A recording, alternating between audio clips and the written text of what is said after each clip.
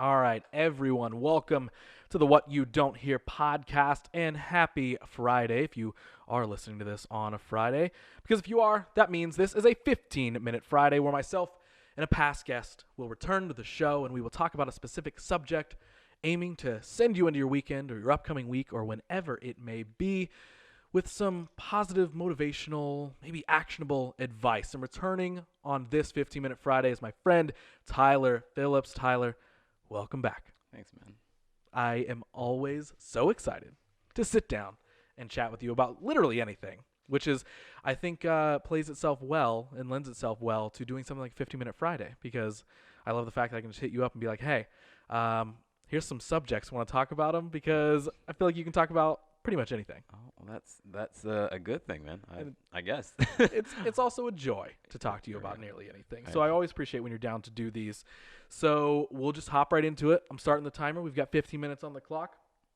This one is going to be a big one that I feel like it's a bit broad, right? There's so many different webs and aspects that we could go over in this. But I'm interested to hear your take on all of them. And I think a lot of this stuff is going to be advice that I need to hear, to be honest. So I'm going to put myself in the shoes of the listener. So I'm going to let you lead this one. So what we're talking about this episode is empathy in conflict. So conflict resolution and leading with empathy. Yeah. So Tyler, take it away. Awesome. Well, it's funny because when you step into either management or you're working a part of a team, you are inevitably going to work with an individual or a situation that just isn't what you intended, if that makes any sense. So you're going to have conflict. That is life. But I think the big part of it is how do you maneuver and navigate that situation, and that's what's important. That will set you up to people will speak of your reputation because of that. People will be willing to work with you depending on how you navigate these things. And honestly, you may even inspire others the way you move through it. And I don't know if people realize how almost crucial it is to be aware of how you're moving through those situations. So using empathy is the biggest factor for me. Empathy is not just being let's take the two situations, let me hear both sides and go from there. Empathy can honestly be sitting in that person's shoes or a situation being looking at it through a different lens than your own, to be okay, this is why we're here. You see it from this way, or the situation happened because we didn't anticipate X, Y, and Z, but it is happening. Let's recognize that it is very real and valid to us. That's the first thing. Let's get it on the level playing field of what is happening is real and happening. Yes. How did we get here? Why are we here? Because the why we here is also important. It's not just the how. The why is let's say you and I are we're doing a shoot, right? And some reason it could be as simple as, let's say logistics are off and we now are way behind schedule. Okay, how are we behind schedule? Okay, that's easy. We started wrong. But why? Did we miscommunicate? Did I think we started at XYZ time, or did I think that we need to start the shoot at location A instead of location B? There's the why, so we can come to an understanding. Now, within the understanding, there is going to be space for incompetence, and even when that comes up, let's be understanding of why did you have a moment, or why did I have a moment of incompetence? Something led us here. Yeah. Once we get there, we have an understanding. Let's try our best to not have it happen again. We've now had enough time to discuss it or navigate it together. It was uncomfortable. Let's do our best that it doesn't happen again. That should be always the goal, because I feel you're going to have conflict on different things, but we shouldn't have the same conflict. Yes. You know what I mean? Do you feel like a lot of people hear the word empathy when it comes to conflict?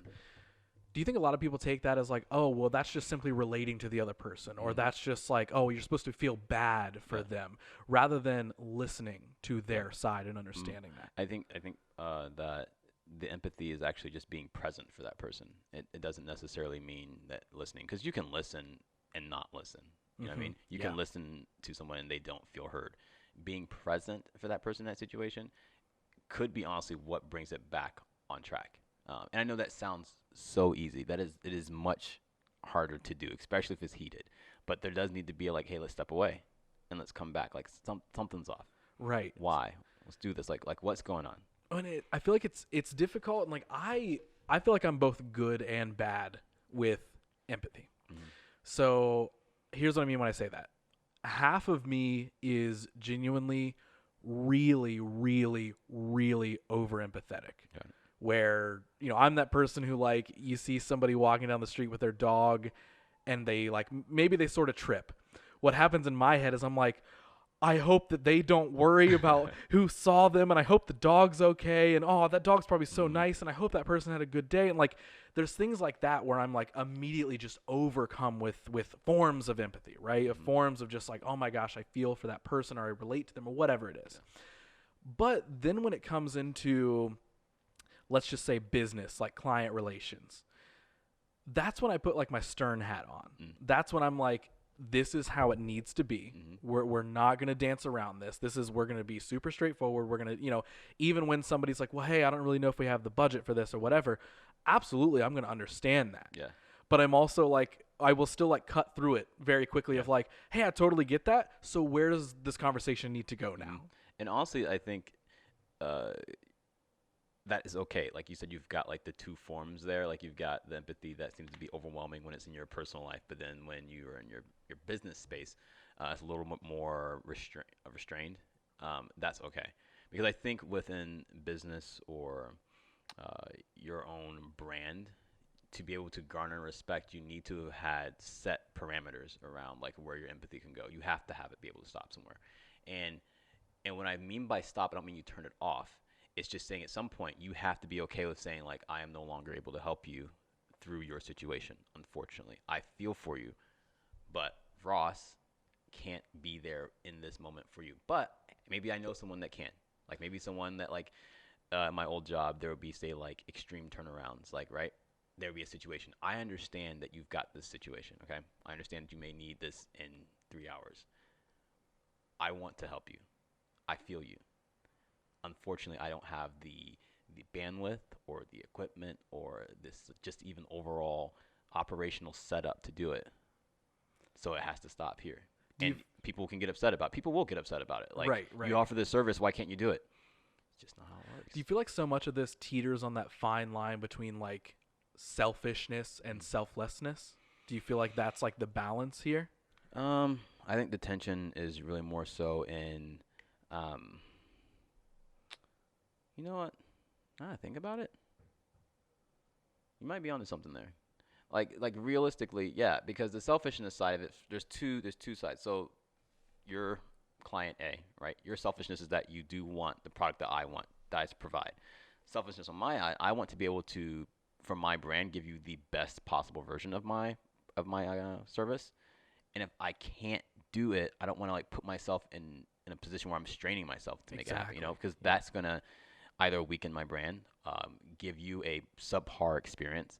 But again, I really want to give this service to you. You know what I mean? Like, so I think if you can live in that tension and navigate it in a place that's like, how can it be beneficial for us? Like, why do you need it so quote unquote so quickly, or why do you need it to be this look that we didn't discuss earlier? Like let's talk about that why. And I think that's where the empathy is allowed to live. Like when you have those why conversations, it allows the other person to be heard and explain themselves. Now you're gonna have people who don't take the time to explain themselves.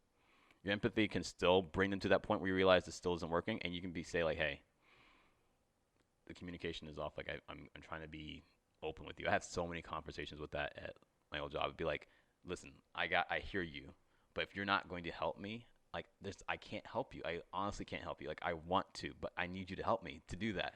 When you can't let yourself get taken advantage of. Yeah, and that's a small thing, especially in like for like entrepreneurs and small businesses.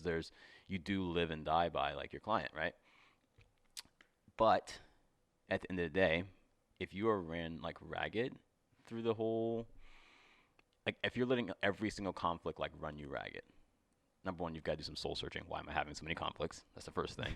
But second of all, like you've got to stand on your feet for some reason, because within you bringing empathy to a situation, you need to bring your own self-respect to a situation. That client or whatever, they also need to have their own self-respect. You should be able, as individuals, if you don't have a common ground, then you move away from each other. And that in itself is conflict management. You can still walk away from something. You don't have to, quote unquote, push through just because. Now, yes, there's some projects with someone you got to figure it out, but it doesn't mean that the next 5 projects I'm going to still do with the same individual. Be aware enough to be able to be like, okay, this is not working for us. So we've talked a little bit on like the business side, the client management side, that sort of thing. Let's talk on the side of, what would you say when it's more like personal life? And obviously all the stuff will carry over into both, but I feel like those personal conversations, that personal like conflict resolution is sometimes maybe even a lot harder because you kind of get this wall of separation between yourself and a client or employer or whatever it may be, where maybe what can possibly be lost is a little more losable, I suppose, if that makes sense. Yeah. Where in personal life, you're like, okay, I need to have this hard conversation with a friend or a family member or whatever it is. How do you lead those conversations with empathy? Honestly, the same approach works, but the thing is you're bringing more depth. I think when you're with a client or in a business, you have to, again, you have that threshold of where it stops. With personal stuff, I think there's more of you're willing to go further, and that can make it, quote unquote, messier, if that makes any sense. I think that's also a blessing, though, because you're allowed to go deeper with your friend, your family, or significant other. There's more opportunity for you guys to find that common ground. You can work a little harder to it. You can push a little further. Clients, business, you maybe have a certain amount of time or space to do that.